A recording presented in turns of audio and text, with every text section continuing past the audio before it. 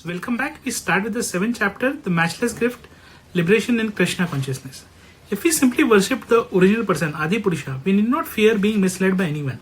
Sridhar Swami, the original commentator on Srimad Bhagavatam, explains that one can reach the perfection of life simply by devotional service, kevalya bhaktya.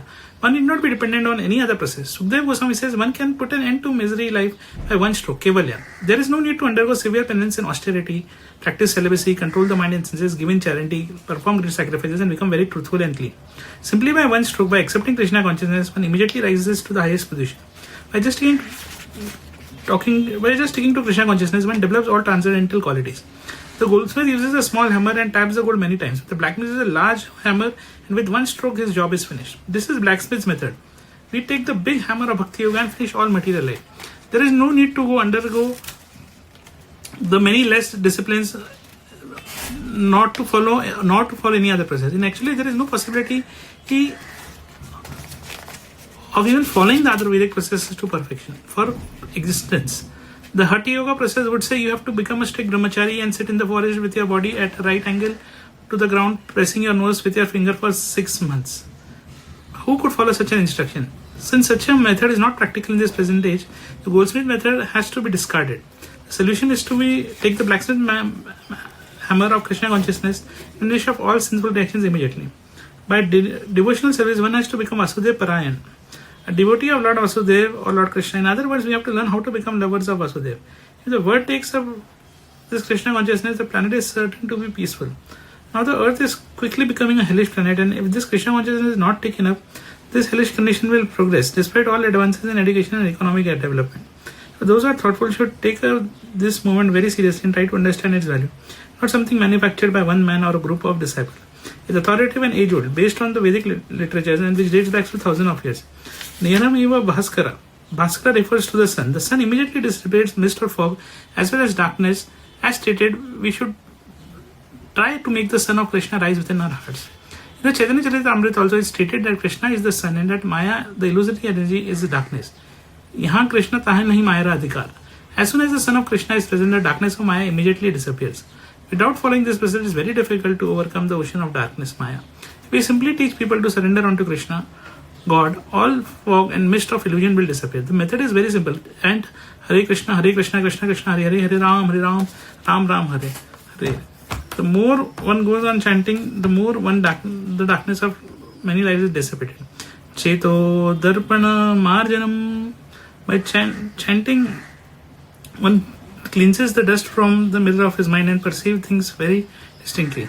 Thus one will know what he is, what God is, what this world is, what our relationship with God is and the world is, how to live in this world and what our next life is. Such knowledge is not taught in schools. When one is taught how to manufacture or acquire products for sense gratification, there is always a hard struggle going on involving man's attempt to dominate material nature. However, for every inconvenience he manages to produce, there is an inconvenience accompanying it. For example, recently some engineers designed an airplane which can fly at great speeds without danger. When the plane flies, however, it breaks windows all over the city.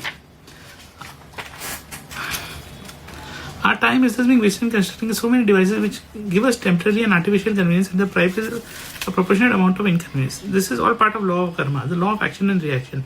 For whatever we do, there must be a reaction by which we become entangled. That is stated in the Bhagavad Gita.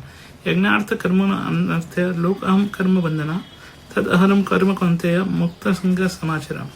Work done as a sacrifice of Vishnu has to be performed, otherwise work binds one to the material world. Suppose son of Kunti, perform your prescribed duties for his satisfaction. In this way you will always remain attached and free from bondage. When one acts for sense gratification, work entangles him, whether the work be good or bad. But if one works for Krishna, yagnartha karmana, he will be free regardless of the possible desirability of his work. Not only Sukdev Goswami recommended unalloyed devotional service, but he further states that by devotional service one's sinful activities will be negated. Every one of us is more or less sinful. For if we are not sinful, we would not have been put into material body. As soon as one is free from sinful life, he is liberated and transferred to the spiritual world in a spiritual body.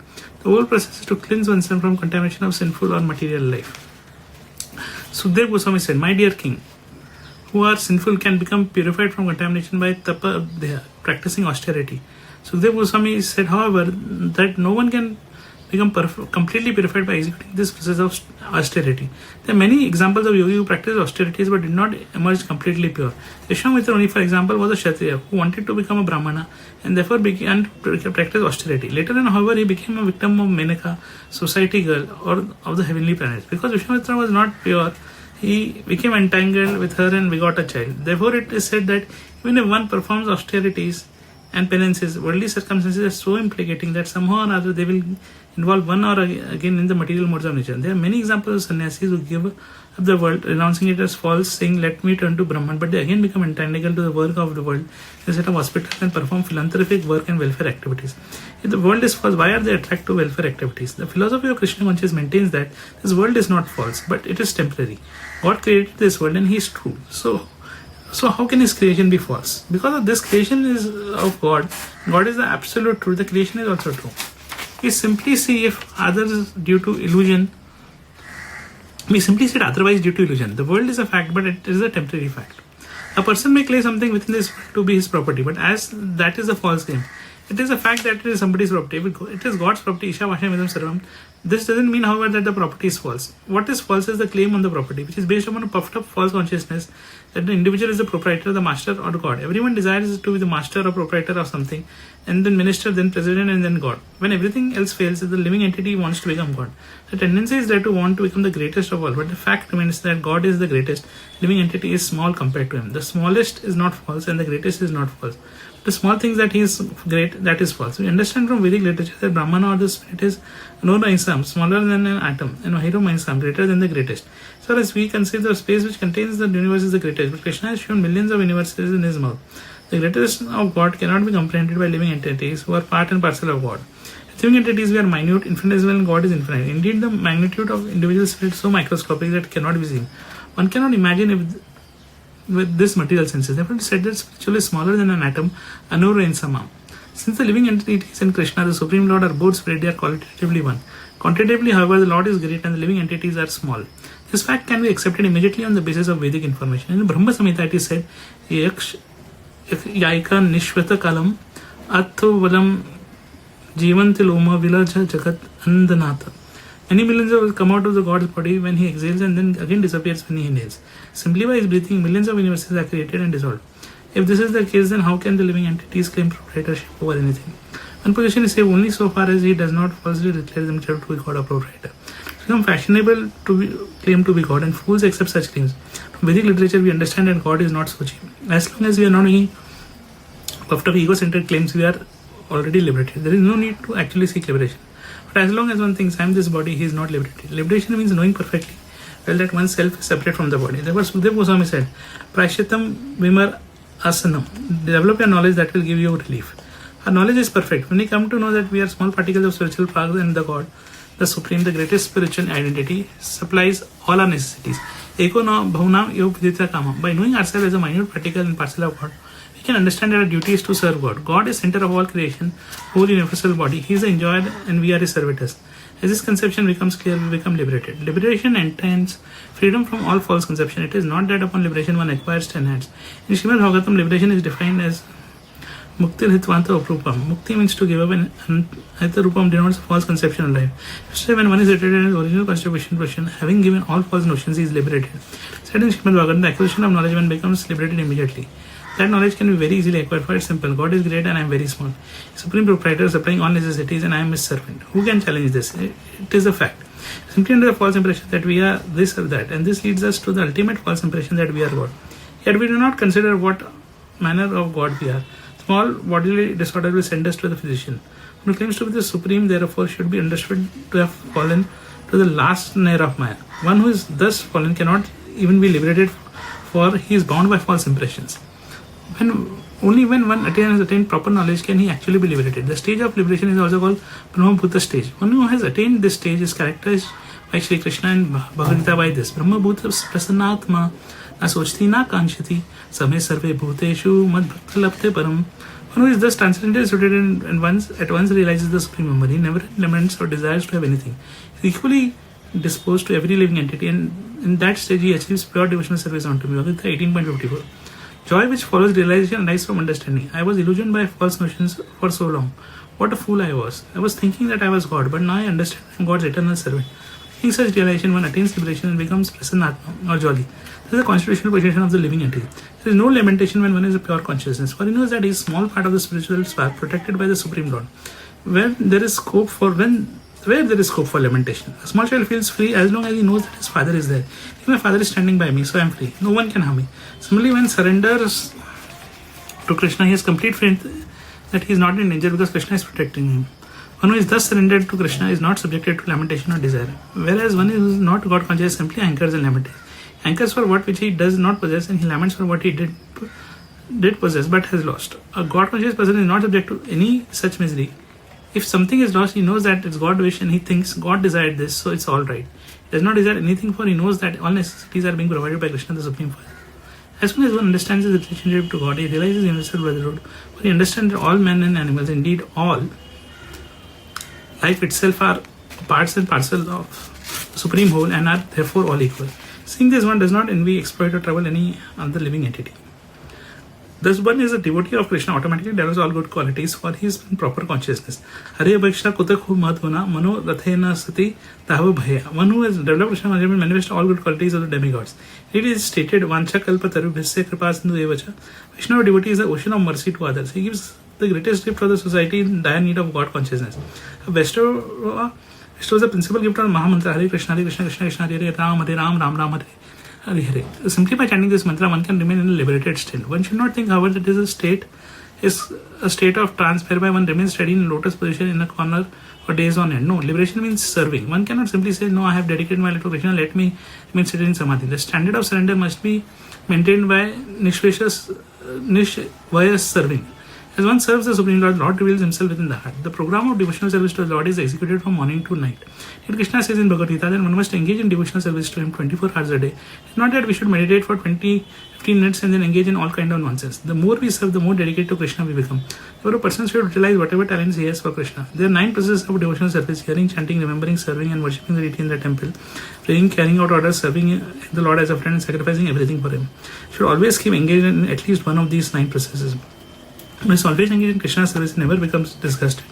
Tam Priti Purvaka. Service must be rendered with love, but in the beginning this may be difficult, and so one may become disgusted. As one makes progress in Krishna consciousness service, however, he will find it pleasing. This is indicated by Krishna in Bhagavad Gita.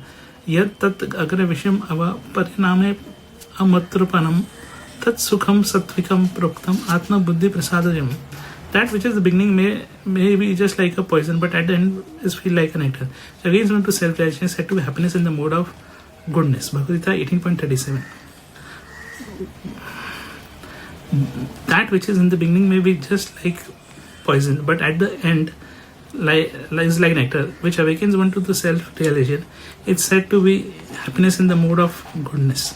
Bhagavad Gita 18.37. Once one has attained the spiritual platform, it is material service that actually becomes disgusting. So if one chants Hare Krishna throughout his life, he will not grow tired of the names. Chants the material name over and over, he will soon become disgusted. The more one chants the name of Krishna, the more he becomes attached. The service by Shravanam and Kirtam, hearing and chanting about Krishna, is the beginning. Next process is Smaranam, which is remembering Krishna. When one is perfect in chanting and hearing, he will become Krishna. Remember Krishna. The third stage, he becomes the greatest student. Nor is progress in Krishna consciousness ever lost. Materially, if one begins to construct a factory but does not complete it, the factory is useless for all intents and purpose. The construction is stopped and the building half finished. Whatever money is invested is lost. This is not the case of Krishna consciousness. For even if one does not become to the perfectional point, whatever work he does in his permanent asset, and he can begin from that point in the next life. Krishna also confirms in Bhagavad Gita that one who begins Krishna consciousness cannot lose anything. Bhagavad Gita 2.40 Neha Bikrama Nastoti Pratyavayona Vidyate Swalpamapi Asya Dharmasya Trayatomakabhyat. This endeavor there is no loss or diminution, and a little advancement on this path can protect one from the dangerous type of fear. Then in the 6th chapter of Bhagavad Gita, when Arjuna asks about the fate of unsuccessful yogis, Shri Krishna replies in Bhagavad Gita 6.40, Parthaneva namutra vinasas tasya videte nahi kalena kirta kashe durgatam tatta gachati. Son of Partha, translation engaged in auspicious activity does not meet with destruction either in this world or in the spiritual. One who does good, my friend, is never overcome by evil.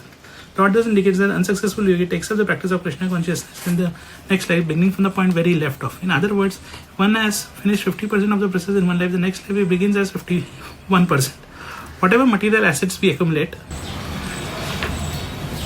to accumulate life, however, are annihilated at time of death. For we cannot take material opulence with us. However, one should not think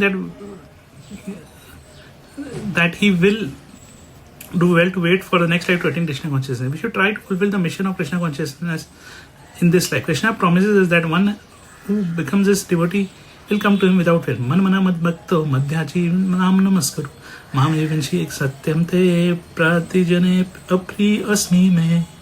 Always think of me, become my devotee, worship me and offer your homage to me. The result is that you will come to me without fail. I promise you this because you are very dear to me. Bhagavad Gita 18.65.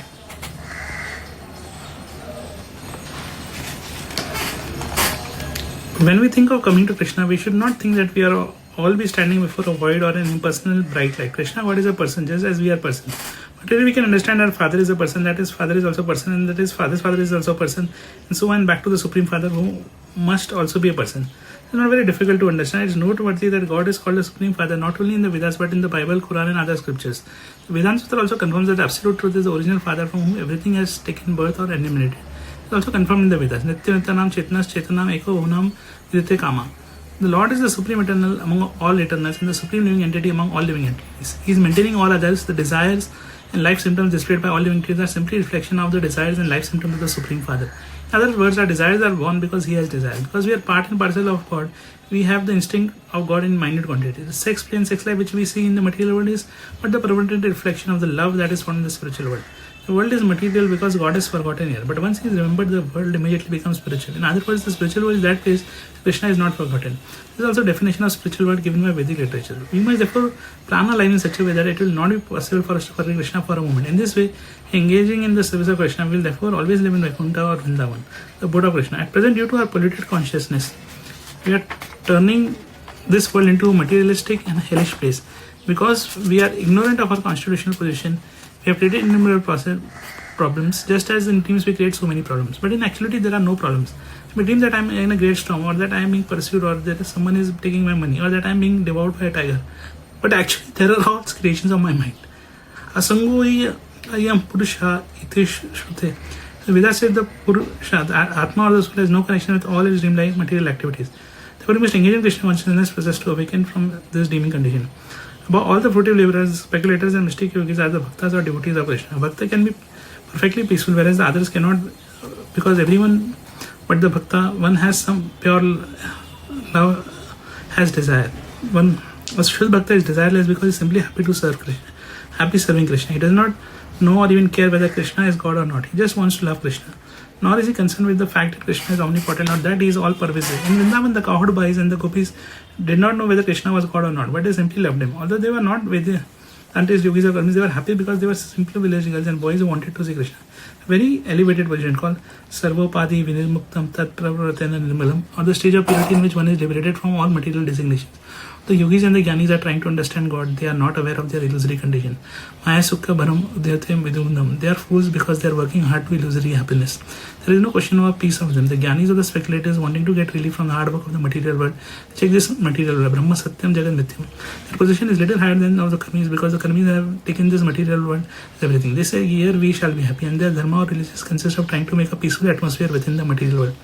Fools do not know that this has been tried for millions of years, but never has happened and never will happen.